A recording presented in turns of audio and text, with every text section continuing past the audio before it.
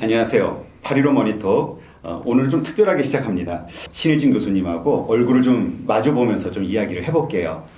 저도 좀 낯선데 하여튼 좀 어떤 결과가 나올지 한번 좀 보겠습니다. 오늘 다룰 주제는요. 우리 신일진 교수님이 드디어 책이 나왔습니다. 이게 몇 번째 책이시죠? 네 번째 책. 네 번째 책. 예. 이 네 번째 책인데 제목이 뭐냐면 상가 형성 원리를 알면 부동산 투자가 보인다입니다.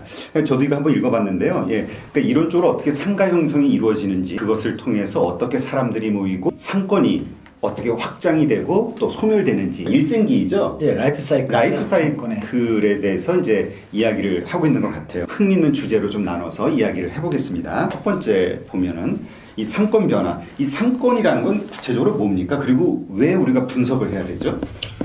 일단 기본적으로 상권이라고 하는 것은 한자로 그냥 풀어보면요. 장사하는 공간이거든요. 그래서 이 장사하는 공간 속에서 사람들이 어떤 업종이 들어와서 어떤 것을 해야 어느 소비자를 대상으로 해야 내가 돈을 버느냐. 이제 그걸 하는 것을 이제 분석하는 걸 보고 우리가 상권 분석이라고 하고요. 사실은 상권 분석이라는 게 너무 매몰되게 되면은 정말 중요한 것들을 많이 놓치는 게 많아요. 그러니까 좀 다른 말로 한다면 상권 분석을 왜 하는지를 모르고 하는 사람들이 너무 많은 거죠. 자, 유동인구가 지나간다. 유동인구가 지나가는 걸 갖고 어떤 걸 판단하려고 한 거죠. 그런 것들을 너무 이렇게 대중의 생각 없이 분석하는 것들이 많은데 사실 그런 것들을 다시 좀 일깨우면서 보여주기 위한 책 중에 하나입니다. 상권은 뭐 말씀하신 대로 지금 라이프 사이클이 있다고 말씀을 하셨는데 어떠한 사이클을 통해서 생성이 되고 소멸이 되나요? 기본적인 거는 사람이죠. 제가 항상 상권과 관련된 내용을 할 때는 이 부동산과 관련된 내용을 할 때는 항상 사람이 우선입니다. 자, 사람이 한 명이 들어왔어요. 자, 한 명이 와서 다시 또 두 명이 늘어났어요. 그러다 보니까 사람이 10명, 20명, 30명이 돼 있어요. 그래서 어느 날 어르신이 이렇게 보니까 저기다가 내가 물을 갖다 놓고 팔면은 잘 팔리겠다. 그럼 물을 갖다 팔겠죠. 근데 잘 팔려요. 그러면 옆집 할머니를 또 데리고 와요. 자, 내가 물을 팔아봤더니 잘 팔리더라. 당신은 호박을 팔아봐라. 그랬더니 또 와서 앉아서 팔아봤더니 팔려요. 자, 이렇게 해서 모이는 것이 상권인 거거든요. 자, 이제 그러면 사람이 기반으로 해서 상권이 모여서 만들어지면은 어느 순간이 되면은 커지겠죠. 이제 그게 성장인 거고. 이제 도입기에 사람들이 모이고 점포가 모이는 것이 도입기라면 어느 정도 시장의 규모도 커지고 사람도 늘어나고 하는 것이 성장기. 근데 상권이라는 건 무조건 다 계속 커질 수는 없잖아요. 그렇죠. 뭐 지형적인 요건들도 있을 것이고 사람들이 들어오는 인구의 한계도 있을 것이고. 자, 그렇게 되면은 어느 공간에서 멈추죠, 이제. 성숙기. 아, 성숙기. 예, 이제 더 이상은 점포도 늘어나기 힘들고 유동인구도 늘어나기도 힘들고. 이제 그때 단계가 되면은 그게 10년, 20년, 30년, 50년, 100년 갈 수도 있고요. 어느 순간에 주변에 또 다른 변화가 나타나게 되면은 다른 모습의 상권으로의 모습으로 가는 수도 있고 아니면 없어져 버릴 수도 있는 거죠. 지금 같은 경우 없어지는 상권들이 많은 이유가 그런 거죠. 예, 그래서 소멸돼서 없어지는 상권 또는 새로운 모습의 상권의 특성이 바뀌는 모습 그걸 보고 우리가 상권의 라이프 사이클이라고 합니다. 그러면 우리가 이제 예를 들어서 상가 투자를 한다고 했을 때 예. 어느 시점에 들어가는 게 좋은 건가요? 그렇죠. 그게 굉장히 중요한 그렇죠. 거죠. 예. 지금 투자하시는 분들 이렇게 많이 보면 예를 들어서 우리가 상가 쪽으로 투자하시는 분들 보면 대부분 지금 분양 상권의 상가들 많이 이렇게 의존해서 지금 하고 있거든요. 그렇죠. 그 이유가 뭐냐면 일단 정보가 가장 많이 줘요. 그런데 그 정보를 본인 스스로가 투자할 사람 스스로가 사실은 모르거든요. 상권이 지금 도입기인지 예. 성장기인지 성숙기인지. 그렇죠. 그걸 지금 전혀 모르면서 내가 계약을 해요. 자, 그러면 이제 상권 분석을 해야죠. 뭘 보고 할 건데요?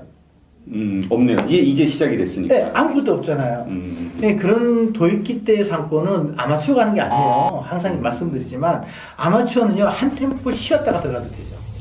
그래서 그럴 때는 성장기 때. 성장기 때. 네. 그리고 전문적으로 이제 그런 걸 분석하는 사람들은 이제 대부분 도입기 때 들어가겠죠.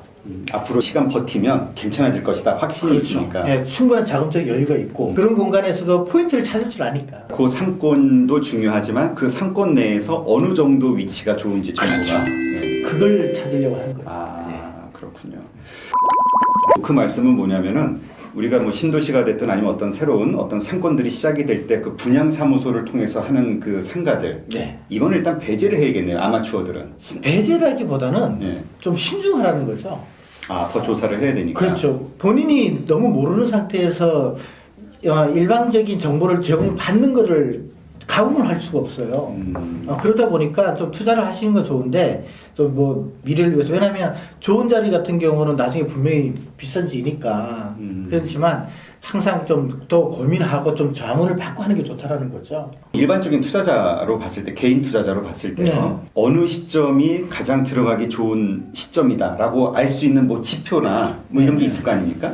이제 공간마다 조금 달라요. 예, 가장 기본적으로 한다 그러면은 이제 신도시 같은 경우 만들어졌다 그러면 그 타이밍을 언제 보냐는 걸 보면 사람의 인구 이동이 있어요.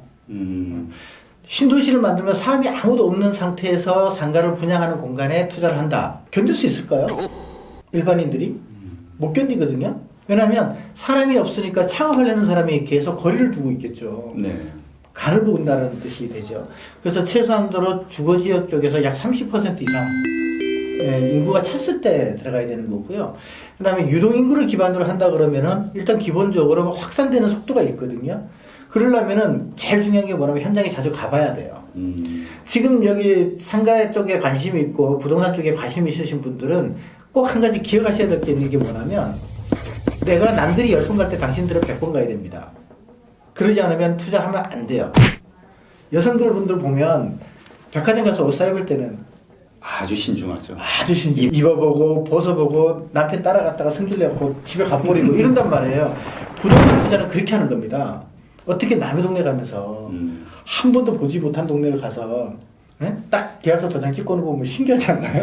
여동이고. 그러니까요. 네. 네, 그래서 많이 가본 사람이 물건을 잘 찾아내는 겁니다. 아, 이 상가 투자 이게 참 쉬운 게 아니네요. 이 돈만 있다고 해서 될 것도 아니고 또 근데 그렇죠. 일단 기본적으로 레버리지를 쓰니까 더 네, 위험한 걸 더 같긴 위험하죠. 해요. 예. 예. 상가는 플러스 관리비가 있거든요. 맞습니다. 그래서 성장기일 때 들어가는 게 가장 좋다. 네. 예, 네. 그리고 그 성장기라는 것을 판단하는 지표는 핵심적으로 좀 키워드로 얘기해 주시면 사람이 얼마나 많이 다니는지. 최소한 30% 이상 됐을 때 아파트에 저기 입주가요. 아, 그러니까 상권이 이렇게 주거지역 있으면 입주. 그 상권을 둘러싼 주거지역에 네.